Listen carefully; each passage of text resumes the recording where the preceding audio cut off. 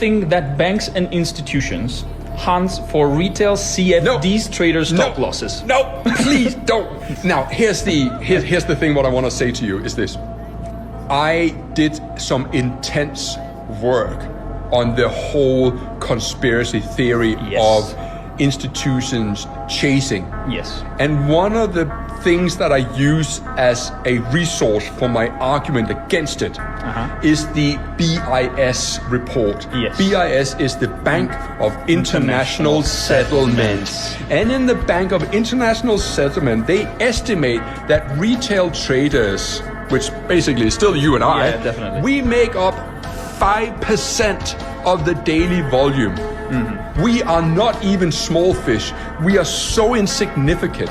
No, the real problem is... I am personally a big fan of Tom Hogarth. His book was a big turning point in my trading career for me. I'm going to answer the same question here in the next 30 seconds or so. Very similarly to the way Tom likes to look at BIS reports, I like to look at the COT reports, which is a US regulatory agency, which provides you with the exact positioning of the three players in any given market. And very interestingly, whenever you see our big players, our commercials or users and producers, extremely bullish on a given pair, while retail people like you and me at home that trade are extremely bearish on a pair, we tend to see those strong rallies in price. To answer the questions of do banks and institutions purposely hunt retail stop losses? No, because like Tom Hogarth says, we only make up 5% of the market. It's more a situation of that retail is just wrong 80% of the time, and institutions are more battling out price against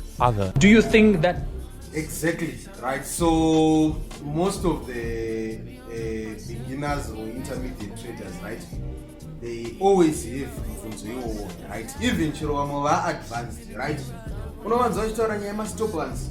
Yeah, I was taken by a stop land. Yeah, the algorithm is hunting us. Yeah, right? So if you can listen to these two gentlemen, right, you understand, right? Zvekutaurwa pana maona mukomana aramba kuti hakuna zvakadaro.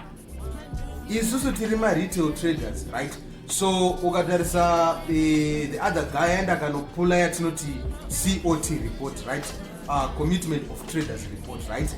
So the thing is, ndokunenge kuchiratidza ma buyers and ma sellers, right? We are talking about the liquidity movers, right? Saka you see kuti ma institutions aya nema banks mahomba, right? They wouldn't waste their time to hunt my retail traders because we just make 5%, right? We just mari yedu yatinoisa is just 5% within the market, right? Saka vakazopedze nguva yekuti kwai toda kutaimira izvozvi mari zviri kutradwa nama retail traders zvishoma izvozvo aiwa, right? Saka nyaya iripo ndeyekuti 80% sezvataurwa izvi, 80% of my retail traders, they are always wrong, right? They are always wrong, right? For my decisions, because zvavari kuona zvatosiyana nezvikuonekwa nevakomana vahomba, right? Vakomana vanenge vachimuvha mari. Saka nyaya iripo ndeyekuti whenever they move mari, whenever the liquidity is being provided, right? My markets are not moving towards those certain directions. Saka vazhinji, they don't want to put themselves, right, especially my retail traders, they don't want to put themselves on a position whereby they want to think outside the box, right? Kuti unyatsombo understand that, right, chii chiri kumbonyatsoitika behind the screen, right? Saka that's why most of the times people that are failing, they think that it's algorithm. Algorithm brikadai so panozodai so zvikazodai so zvozodai so, saka tiri kurohwa paya nealgorithm, saka tinozorohwa mastop and nezvakati, right?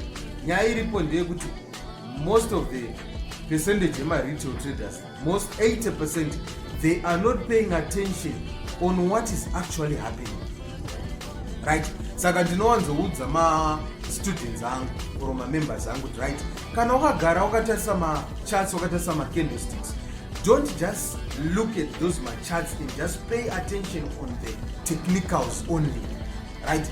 Also pay attention on the fundamentals, also pay attention on the sentimentals, right?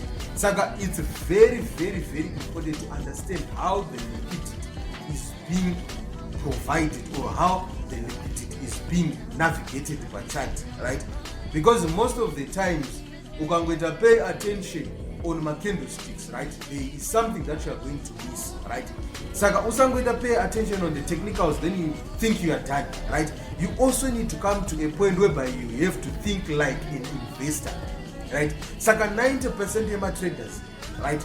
They don't think like my investors. They just think like my gamblers, right? So when you think like a gambler, that means you are definitely not going to benefit